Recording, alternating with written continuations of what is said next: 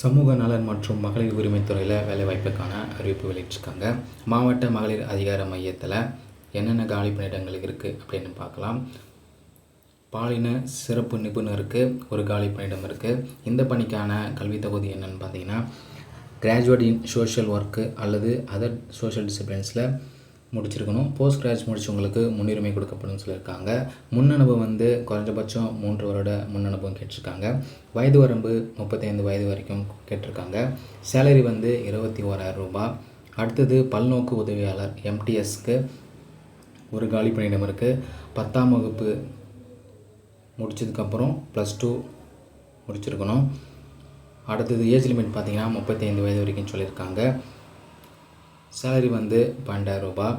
கோயம்புத்தூர் மாவட்டத்தில் வசிக்கிறவங்க மட்டும் அப்ளை பண்ணணும். விண்ணப்ப படிவம் கோயம்புத்தூர் மாவட்டத்தோட அதிகாரப்பூர்வ இணையதள பக்கத்தில் கொடுத்துருக்காங்க.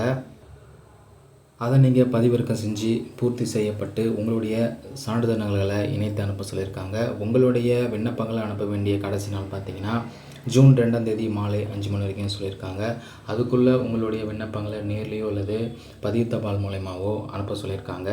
உங்களுடைய விண்ணப்பங்களை அனுப்ப வேண்டிய முகவரி: மாவட்ட சமூக நல அலுவலர், மாவட்ட சமூக நல அலுவலகம், பழைய கட்டிடம், அறை எண் 5, தரைத்தளம், மாவட்ட ஆட்சியரகம், கோயம்புத்தூர் என்ற முகவரிக்கு அனுப்ப சொல்லியிருக்காங்க. இது தொடர்பான சந்தேகங்கள் இருந்தால் தொலைபேசி கொடுத்துருக்காங்க.